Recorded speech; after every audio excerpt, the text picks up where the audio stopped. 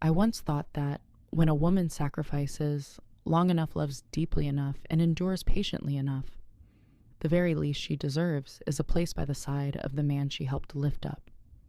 I once thought that if I were always kind, always quietly doing the work behind the scenes, always believing in his dream, then one day I would be called by name, not in glory, just in recognition. I once believed that, until the day he looked me straight in the eyes and said, "You'll embarrass me in front of the real guests." I didn't cry that day. I didn't scream. I only smiled. But in that very moment, something inside me broke, and it never healed again. And that is where this story begins. Not a love story, not exactly a revenge story either, but the story of a woman once turned into a shadow and how she in silence found her way back to herself. Chapter 1. A love built on instant noodles and dreams back then. Steve and I were just two poor students renting a tiny room so small that if you stretched out your arm, you could touch the stove, the bed, and the desk all at once. We lived on instant noodles dreams and whispered promises in the dark. Steve worked night shifts at a small diner. He often came home near dawn, his hands burned by hot oil, his clothes soaked with the smell of food. But his eyes always lit up when he told me kitchen stories. I still remember the way he described a simple taco as if it were art. As for me, I worked 2 jobs mornings as a barista in a cafe, and at night I freelanced as a designer for online clients. We had nothing in our hands except each other and one promise. One day we'll build something big together. You and me. Just us. I believed in that promise as if it were life itself. So much so that when he wanted to attend culinary school, I was the one who signed the loan papers. When he needed a set of professional knives, I sold my grandmother's bracelet, the only thing she left me. When he said he wanted to open his first restaurant, I withdrew $25,000 from the inheritance fund my parents left after the accident. I told myself it was an investment in our future, a gamble on the man I loved. I still remember the look in his eyes as I signed the withdrawal slip. He kissed my forehead and whispered, "Everything I build will also be ours." I believed him. I believed with all my heart. The early years were full of hardship.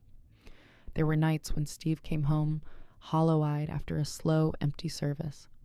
I held him, patted his back, and told him tomorrow would be better. There were weeks we could afford only one ingredient, and yet he still created new dishes, finding ways to reinvent the same thing.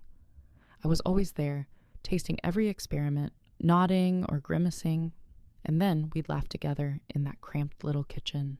Steve's first dishes were seasoned with the faith of both of us. As for me, when I wasn't in the kitchen, I kept designing. Logos for the small coffee shop down the street, flyers for a nonprofit. A local magazine invited me to illustrate their first few issues. It wasn't glory, but it was my own little world. A part of me that didn't depend on Steve. A part I thought he appreciated too, until his first pop-up became a success. Then came the second restaurant, then the third. The further Steve went into the culinary world, the more he needed me, but not as his partner in life. He needed a temporary menu designer, a bookkeeper, when the accountant was too expensive, a stand-in manager when the hostess called out. And I, out of habit, always said, "Yes." "You're so good at this," he would say, kissing my cheek like a reward. Why hire outsiders when I already have you? I once thought that was love. But slowly I realized that every time I said yes, a part of myself drained away. My private clients faded because I no longer had time. My portfolio stopped growing. My name was erased from the world I once took pride in. No one called me Erin the designer anymore. They called me Steve's wife, the talented restaurateur's wife. There were nights I stared into the mirror and asked myself, who am I if not the person behind the curtain I was starting to blur even to myself? Steve, on the other hand, began to shine. Interviews, industry parties, sponsorship offers. He started using words like fine dining and curated experiences instead of just calling them meals. He changed his cologne, got his hair done at a salon instead of letting me trim it like before. And at events, the way he introduced me shifted from my wife, the talented designer, to simply my wife, and eventually to not introducing me at all. I once thought I was walking alongside my husband on a shared path, but in truth, I was slowly stepping back until no one remembered I had ever been there. Chapter 2: The Woman Who Wasn't Introduced. I don't quite remember the first time Steve stopped introducing who I was. Maybe it was at an investor's cocktail party, or perhaps at the launch of a new dish at his third restaurant. It all blurs together in my memory like a string of nights where I stood on the sidelines, holding a glass of wine trying to look approachable, while people around me discussed things I had helped create without ever knowing it. I stood there, listening to Steve talk about his journey, about the ideas, the vision, the courage to start a business. I forced a smile when others praised the menu design, not knowing I had made it. I even stood right next to the projector screen, showing slides I had laid out until 2 a.m. the night before, only to hear Steve say, "This was put together by the PR branding team." I began to feel like wallpaper, always present yet invisible. Then Grace appeared. Grace stormed into our lives like a whirlwind, scented with expensive perfume, her every step perfectly measured. She was the wife of one of Steve's biggest investors, and also the founder of a PR firm specializing in high-end restaurants. Platinum blonde hair, always flawless, a razor-sharp smile, like an apple knife, and a voice alluring enough to hush an entire room whenever she spoke. "Steve has incredible potential," she told me once over dinner, "but he needs the right kind of support to reach the next level." I remember that line vividly, as if I were nothing more than an expired vitamin ready to be replaced. From that day forward, Steve began changing to the rhythm Grace dictated. New tailored suits, a new cologne, media training sessions I wasn't invited to. He began calling the restaurants my concepts instead of ours. When I asked him about it, he simply said, "Grace thinks we need to be more careful with public image." I was stunned. "And what about my image?" He hesitated. "You're not really in this industry, are you? You're not a chef. You're not a food critic. You're just his wife. The one behind the curtain, silently doing everything to keep the wheels turning while he sat in the driver's seat." Then came the colder remarks. At a food festival, Grace once looked me up and down and said with casual indifference, "Steve needs to impress the upper class. A wife who looks like a suburban housewife won't do his brand any favors." That night, I went home and stood in front of the mirror for an hour, looking at the hair I cut myself to save money, at the dress I had already worn 3 times that month, at the tired eyes of a woman who no longer recognized herself. Yes, I had become someone they were ashamed to stand beside. Grace never said it outright, but her eyes said everything. In their world, I was an unfinished beta version, a branding flaw, a remnant of poverty that no longer fit the image they were trying to build. I began retreating into the background. At events, I stayed behind the scenes. At home, I designed menus, wrote Instagram captions, scheduled staff shifts, all the unseen thankless things that kept the machine running, but which would fall apart the moment I stopped. I tried reminding Steve of the early days, of the time we sold only 3 tacos in one afternoon, and I still laughed, still believed. But now every time I mentioned us, he frowned as if he couldn't remember ever being part of that story. I started realizing I was no longer his partner. I was a shadow, a tool, a fragment of the past he was trying to bury under a glossy new image. Yet I still held on. I still hoped until that fateful morning when he sat down to breakfast and uttered a single sentence that shattered my heart. Chapter 3: The Killing Blow. That morning began like any other. I brewed coffee, placed the cup in front of Steve while he scrolled on his phone. His hair was still damp from a fresh salon. Cut his crisp white shirt, ironed to perfection, Grace's choice, no doubt. He barely looked at me. "This week is hectic," he said, eyes still glued to the screen. "The flagship opening is Friday. The guest list is nearly finalized." I smiled faintly, took a sip of coffee. "So what time should I start getting ready? I could wear the ivory dress. It looks nice under evening lights. Steve paused. This time he looked up. There was something in his eyes, not quite malice, but utterly devoid of warmth. Actually, he hesitated. Aaron, I think it would be better if you didn't come. I thought I'd misheard. What? This is an important event, he said slowly, carefully choosing his words. Grace has been preparing for weeks. There will be big guests, investors, journalists, influencers. I kept staring at him, waiting for the real line. And then he sighed, as if he were the one burdened. I just worry. You'll embarrass me in front of the real guests. The coffee cup slipped from my hand, shattering on the tiled floor. The sound cut through the air, chilling us both into silence. Steve didn't bend down. He didn't apologize. He just shrugged, as if this was normal. You'll embarrass me. I repeated those words in my head all day, while sweeping up the shards, while doing the laundry, while cooking dinner he never bothered to eat. I repeated them like a mantra, like a drumbeat inside my chest. I had once been his only believer when no one else dared invest. I had once scraped together every dollar so he could buy his first gas stove. I had once stayed up all night redesigning the menu after customers said the old one was hard to read.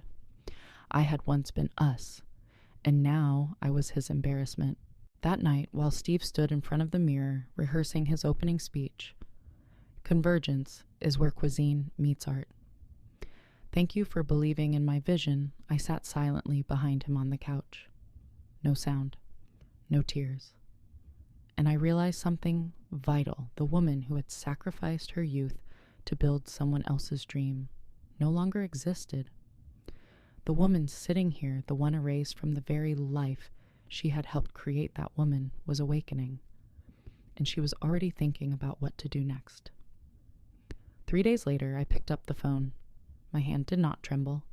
My voice was calm, almost cold. Hello, Cooper, I said. How have you been? A note of surprise on the other end. Aaron, it's been a while. What's going on? I looked out the window. The sky had darkened as if the whole world were holding its breath with me. But I was no longer afraid, no longer hesitant, no longer asking for permission. Cooper, I said I need a favor. The biggest one yet. He was silent for a few seconds. I heard the faint hum of a TV in the background, the ticking of a wall clock somewhere far off. What is it I didn't tell him about 10 years of marriage? Or the loans? Or how I'd been erased from my own dream? I only told him about the opening night, about Grace, about the guest list that excluded me, and about the killing blow, you'll embarrass me. I didn't cry. I didn't whimper. I simply listed the events the way one lists ingredients in a recipe. When I finished, there was silence, long enough that I thought the call had dropped. Finally, Cooper spoke. Send me the list of suppliers for the opening night, and the menu if you have it. Cooper, I don't want you to get into trouble. He cut me off. Aaron, I won't do anything illegal. I'll just do my job. He paused, then spoke slowly, deliberately, thoroughly, legally, quietly, 3 words. They landed like 3 knives stabbed into the table. I smiled. The first real smile in months. That will be enough. Chapter 4, Opening Night, Collapse in the Spotlight. The gray dress had hung in my closet for 2 years. I had bought it to wear to the funeral of Steve's old culinary mentor, but in the end I chose black instead. Since then, the dress had stayed on its hanger untouched. That night I wore it. It fit uncannily well, as if it had been tailored for a farewell. Not for the dead, but for something that had long been dead already, my marriage. I arrived early. Not to enter the party, of course. I chose a small cafe across the street from the restaurant Convergence, a name Grace had picked so pretentious it already sounded alienating. I ordered an espresso, took a window seat, and waited. From where I sat, I could see the red carpet stretching across the restaurant entrance. Luxury cars pulled up one after another. Influential figures, celebrity chefs, food critics, models, Instagram accounts with hundreds of thousands of followers appeared under the flash of cameras. At exactly 7:30, Steve stepped out from the glass doors. I almost didn't recognize him. The navy suit Grace had chosen, hair-slicked smile perfected. Gone was the man who once stayed up all night on a tiled kitchen floor with me testing 10 sauce recipes in a row. He had become Grace's creation, a culinary artist, a style icon. And then Grace appeared. Emerald silk dress with a backslit hair pinned high, diamond earrings swaying with every step. She slipped her arm into Steve's, tilting her head, and smiling at the press as if they were the destined couple gracing a magazine cover. I didn't feel jealous. That emotion was gone. What I felt instead was clarity, a detached gaze like someone who had already stepped out of the maze and was now observing it from above. Across the street, Steve spoke to reporters, raising his glass to toast his pioneering vision and unparalleled culinary experience. And me, I sipped my espresso, growing colder by the minute, and waited for what had been set in motion. At 8:15, Steve stepped onto the front steps and began his official speech. He thanked the investors, praised the team, lauded himself as usual. I counted the seconds waiting for him to mention me. Just a single, fleeting acknowledgement. And thank you to my wife who stood by me since the beginning. Nothing. I wasn't in his script at all. I nearly laughed. Not out of sadness, but because I realized this man with the microphone truly believed he had climbed the mountain all on his own. And right then, Cooper arrived. He entered through the side door wearing a city health inspector's uniform ID badge, visible gloves on, and a kit in hand. No one paid him any mind. At parties like these, men like Cooper blended into the background if seen at all. He showed his badge to the staffer in charge, gave a polite nod, and walked straight into the kitchen. I couldn't see what happened inside, but I could picture it checking fridge temperatures, inspecting supply records, collecting food samples. Everything done quietly, legally, thoroughly. And then exactly as planned, Cooper stepped into the dining room. Guests were midway through their first course. Silver spoons lifted caviar seared tenderloin in fermented sauce, glazed mini ribs, dishes I had once helped Steve perfect. Cooper stood in the doorway to the kitchen. He didn't need to raise his voice. His presence alone hushed the entire room. "Ladies and gentlemen," he said, "I am Cooper Henley, Inspector with the City Health Department. I am required to halt this service immediately." Steve froze. The wine glass in his hand stopped midair. Grace PR expert, though she was faltered for a split second. "I've just completed a routine inspection," Cooper continued. "Laboratory results show that the imported caviar being served here contains potassium benzoate levels 3 times above the legal limit." A murmur spread. Camera shutters clicked wildly, but not for the red carpet this time. Furthermore, Cooper read from his clipboard freezer logs. Show abnormal fluctuations over the past 48 hours, with temperatures reaching as high as 46 degrees, enough to compromise protein safety. "This is a misunderstanding," Steve stammered, his voice shaking. "A technical glitch, a paperwork error." Cooper remained calm. "No, Mr. Patterson. This is a serious food safety violation." He produced a yellow slip. "Your service license is hereby suspended, effective immediately." The room fell silent. A model dropped her fork. A journalist pulled out his phone. Influencers began whispering. An older man stood and said, "I won't risk my stomach for cheap caviar." Then the waves spread, chairs scraped back, silverware clattered. The entire dining hall emptied group by group like a ship being abandoned in open waters. Steve stood amid the wreckage of his empire, eyes fixed on the revolving door that kept spinning, ushering out every single real guest he had courted. Grace kept dialing, still trying to put out the fire. But this blaze had already eaten into the foundation. No article, no spin could erase the image of Cooper holding that yellow slip in the middle of the dining hall that night. Across the street, I sat watching. No tears, no triumphant laughter, just a long, relieved breath. I didn't need to destroy Steve. He had done that himself. All it took was someone brave enough to shine a light on the dark. My coffee had gone cold, but my heart was warm. Chapter 5. Shattered Pieces That Can't Be Put Back. I came home at 11 p.m. Steve wasn't back. I guessed he was still at the scene trying to salvage the last scraps of dignity, or at least scrub the panic off the restaurant floor. I poured myself a glass of red wine, slipped into the warm bath. From the living room, the TV hummed with the nightly news. The anchor smiled professionally and said in a steady tone, "The most anticipated opening of the month has turned into a public health disaster." I smiled faintly, not a triumphant grin, just release. The phone on the counter buzzed for the third time. Steve's name flashed across the screen. I didn't answer, not out of anger. There was simply nothing left to say. The next morning, as I brewed coffee, Steve's phone rang again. This time he picked up. When he hung up, his face was pale. Marcus Steinberg pulled his investment, he muttered, staring into nothing. 200 grand, gone. I said nothing. I poured coffee into my cup and sat down. Marcus had been Steve's first investor, the man who helped him open his very first restaurant. His withdrawal was more than financial. It was a declaration, "I no longer believe in you." Steve kept staring at his phone, then spoke again. "Jennifer Chin is pulling out. Her husband's a lawyer. They don't want to be tied to a food safety scandal." I sat in silence. Each call was another small blade cutting into the so-called culinary empire Steve had built.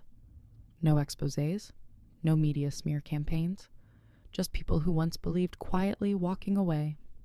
By Monday, I overheard him on the phone with Grace. Her voice was cold as glass. "We're removing your restaurant from our client list. I hope you understand this is necessary to protect the reputation of our other projects." Steve didn't argue. I think he knew this was inevitable. On Tuesday, head chef Marcus handed in his resignation. Short, polite, but enough for industry papers to read between the lines. I no longer trust him. By Wednesday, sous chef Carmen left too. But she didn't stay silent. She leaked screenshots of internal messages, Steve telling her to adjust the fridge logs if anyone asks. Another showed him dismissing warnings from the caviar supplier because the margins are better. Somehow those screenshots landed in the inbox of the city's biggest food blogger. From there, they spread faster than any virus. Steve became the poster child for everything the F&B world despised, the man willing to gamble with safety for the sake of appearances. And like falling dominoes, the next pieces tumbled. 3 more staff resigned. 2 waiters sent anonymous complaints about unpaid overtime. A delivery driver wrote a post joking, "Every time I get an order from Convergence, I feel like I should bring protective gear." But perhaps the greatest act of self-destruction came from Steve himself. He filmed a video standing in the empty kitchen of the restaurant, white chef's coat on hands, shaking face, straining to appear calm. "Someone's out to get me," he said. Someone with a personal grudge orchestrated this.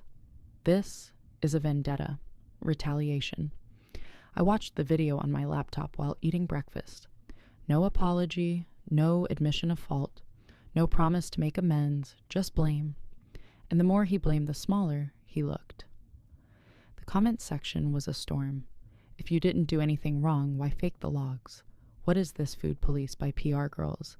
This is the strong man who cried in the papers years ago after winning an award. Within 24 hours, the caviar supplier issued a statement. They confirmed they had sent Steve 3 warnings about the illegal batch. They even released email copies showing his reply. "As long as we don't get caught, it's fine." That line became the headline for countless articles. "It's fine until you get caught." Grace vanished from the picture. No statements, no crisis management. Her company's website quietly scrubbed every trace of Convergence. And so Steve was left alone. No partners, no chefs, no reputation. As for me, I still lived in that house, but no longer as a shadow beside him. Old clients began reaching out. They had heard Erin Matthews is working again. Some even said, "We always regretted losing her to the restaurant world." I began designing once more. logos, brand identities, storylines. I didn't post about Steve. No subtle digs. No interviews, though the press knew who I was. I chose silence. And strangely, that silence echoed louder than words ever could. 2 weeks later, I received a postcard from Cooper. Only 4 words written in neat, steady handwriting, favor repaid, well done. I framed it and placed it on my desk, right beside my new business registration papers, signed under the name Erin Matthews, designer. No longer someone's wife, no longer the one behind, just me, and everything that is mine. Chapter 6. The woman left behind is now the one who went farthest. I found an old photo while tidying the file shelf in my office. The image was blurry, printed from a cheap camera, Steve and I standing in front of our battered food truck. My face was dotted with sweat, my shirt stained with BBQ sauce. He was holding a wad of crumpled cash, grinning wide. That day, we'd made $63, and we felt as proud as if we'd won the lottery. I stared at that photo for a long time, waiting for something, regret, anger, pain. But nothing came. All I felt was gratitude, not for what was lost, but for what I had found again after losing everything. 3 months after that fateful opening night, I hosted a small gathering in my living room. No PR, no photographers, no champagne. Just a handful of women, a photographer struggling to find inspiration again, a jewelry artist in the middle of a divorce, a young writer who had never dared to publish anything beyond her blog. We opened wine-spread paper across the table and sat together. I called it canvas and conversation. No one had to sell themselves. No one was judged by appearance or follower counts. We were simply women sitting together as real human beings. The next week, they came back and brought sisters, old classmates, colleagues. My living room grew cramped, so I moved us to the garage, then rented a small corner in a nearby art district. No one was paid to attend, and no one ever wanted to leave early. In those gatherings, I saw what Steve never saw, the freedom of women who no longer needed permission to exist. I was no longer Steve Patterson's wife. I was no longer the betrayed woman. I was Erin, designer, builder of spaces where women who thought they'd lost their voices could find them again. Around that time, the divorce papers arrived. Steve had already signed. Perhaps he thought I'd cling. But I signed instantly without hesitation. Simple. Light. Like shutting the door on a room far too old. News of convergence slowly faded. The restaurant was renamed Phoenix, a desperate attempt at rebirth. But no one forgot Caviar Gate. Food writers kept citing it as the perfect example of success that raced too far too fast away from ethics. Steve tried everything, donating meals to charity, hiring new PR, filming a video saying I've learned my lesson. But no one buys a ticket to a show where the lead refuses to admit he's the villain. I didn't respond. I didn't post. I didn't say his name. My silence wasn't submission. It was choice. And in that choice, I reclaimed the power that had once been stripped away. They say a silent woman is the most dangerous. That's not true. A woman who knows exactly who she is, who doesn't need to scream, doesn't need loud revenge, that is the version the world should fear. One Sunday afternoon, while browsing a farmer's market, I came across a stall selling caviar. The vendor said this is clean stock, no additives, locally farmed and processed, pure taste authentic. I took a small spoonful and let it rest on my tongue. The flavor was soft, clean lingering, nothing like the tainted batch that had once ruined an entire night. I laughed, quietly, alone. Some foods, like certain relationships, once spoiled, there's only one thing to do, throw them away.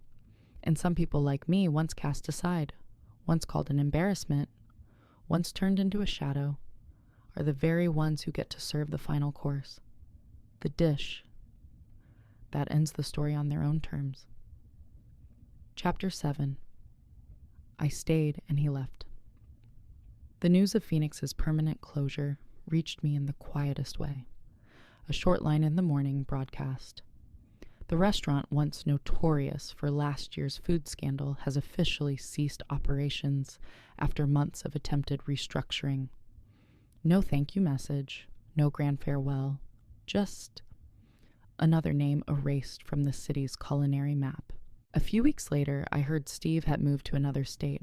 Some said he was starting over in a small town where no one knew about the caviar about Grace, about me, or about that disastrous night. I didn't feel relief. I didn't feel vindication either. I just felt empty. Not hollow, more like the emptiness after you've finished cleaning a room. No more dust, no more clutter, no more traces of anyone else. Just you and the fresh space to begin again.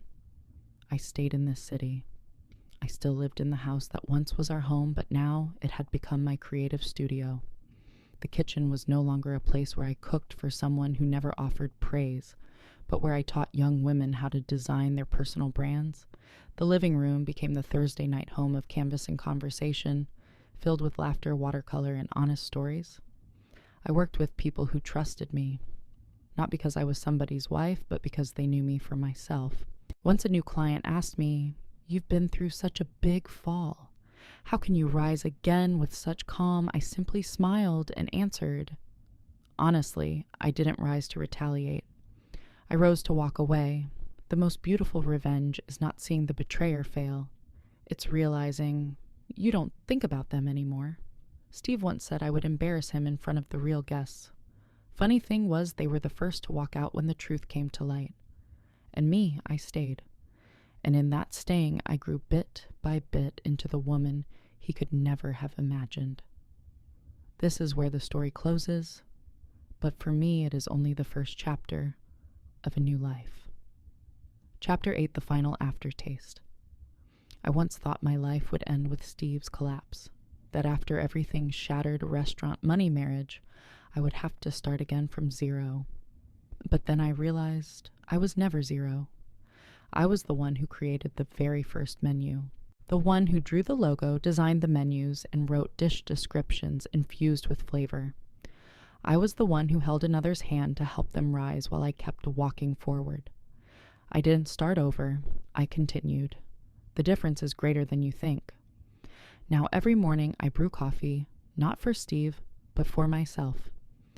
I sit at my desk by the window, sunlight falling across the small frame note that reads, in steady handwriting, "Favor repaid. Well done." Cooper is no longer just a supporting character who once entered my life. He is a reminder sometimes the unseen kindness of the past is what guides you back to yourself. I still keep the gray dress from that night, the one I wore to witness the fall of an empire built on illusions. But now it hangs in my closet, not as a symbol of suffering, but as a small flag of quiet victory. A reminder I was once excluded, once called shameful, and yet I survived. Not just survived. I lived true. I don't need my name spoken in anyone's speech. I don't need a ring to define who I am. I don't need apologies from the man who tried to erase me. I have women gathered around me, bringing their own stories and colors. I have my name printed clearly on every contract, every design. I have freedom, not the noisy kind, but an inner freedom, steady and unshakable, that no one can take away. I am not the woman who must shout to be heard. I am the one who remains long after someone tried to cast me aside. Once I was considered the one behind the spotlight, but now I no longer need the spotlight at all. I am the light. I know some people will finish this story and ask, so does that mean you won? No. I don't need to win. I only need to stop shrinking myself so someone else can shine. I don't need anyone to lose. I only need to be myself, clear, whole, and unobscured. If you've ever been called too ordinary, too rough, too replaceable, if you've ever been pushed to the sidelines of dreams you helped build, then remember this. You don't need permission to step into the light. You have always been worthy. And sometimes the very person once cast aside from the table is the one who gets to decide what dessert is served.